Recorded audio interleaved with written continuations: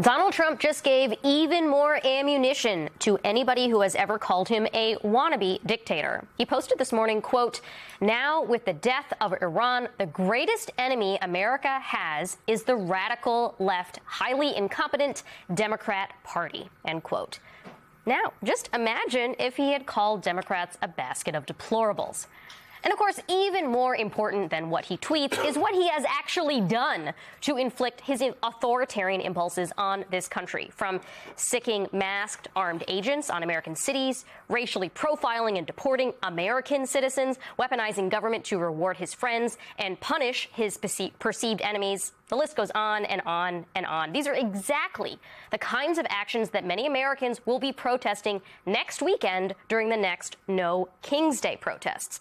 Let's bring in Ezra Levin, co-executive director of Indivisible, which is one of the organizers for No King's Day. Ezra, thanks for joining us. These enormous No King's Day protests have become a powerful movement against Trump. How do you think Trump himself interprets the significance of these events, considering his own obsession with crowd sizes? Look, he interprets it like any would-be authoritarian interprets it, which is with fear and disdain. We know that because of how they have engaged in past No King's protests. If there's one thing that an authoritarian does not like, does not want, it is masses of their people coming together all across ideological lines, in blue states and red states and purple states, all across geographic lines, in rural areas, suburban areas, and urban areas, and saying insistently and nonviolently, we don't want you to continue abusing your power, and accountability is coming. That's what these No Kings protests have been, and they have been the largest protests in American history. 5 million people at the first No Kings, 7 million people at 2,700 events for the second No Kings, and I can tell you right now, there are more than 3,000 protests on the map for March 28th if you go to nokings.org right now, and there are more being added to that map every single day. We know what Trump thinks about this. He doesn't like it. Doesn't matter. We're going forward with it. Ezra, I'm going to be on the ground for the New York protest all day, as I have it, all the other ones. And I'm wondering if you are anticipating any kind of different energy, in particular, because of what we expect to see happen at American airports this week. The president, Tom Homan, confirming that ICE agents are going to be there starting tomorrow morning. Look, this is an escalation of a secret police force engaging in a deeply unpopular mass deportation agenda that Republicans don't like, that independents don't like, and the Democrats don't like as well.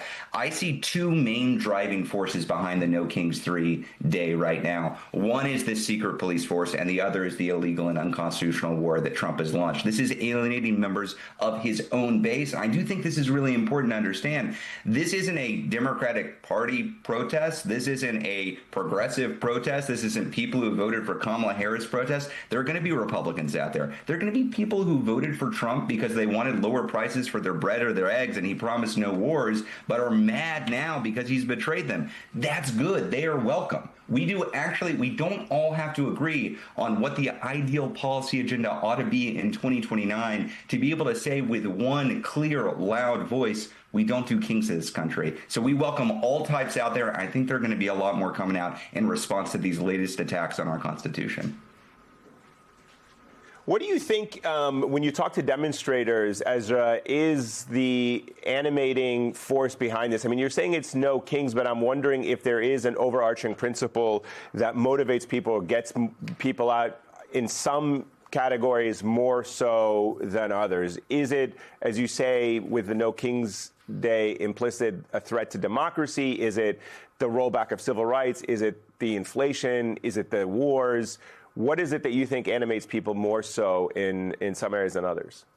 You know, I know I'm a political junkie. I pay attention to the twists and turns of what this regime is doing every day. I care about the legislation that is moving and the things coming out of the executive branch. But take a look at who was showing up at the Twin Cities. in the Twin Cities as Trump was trying to put his boot down on that city, using the full might of the executive branch to try to steamroll them. What we saw wasn't people coming out because they had strong opinions about what the right tax policy should be or what the right immigration policy should be, or that it was even particularly political in nature. The thing that was bringing people out was this basic sense of decency, of neighborliness, people coming out in support of each other. So if there's one issue that's bringing people out, I think it's this sense that we don't want somebody in Washington, D.C. coming in and steamrolling us and taking away our rights.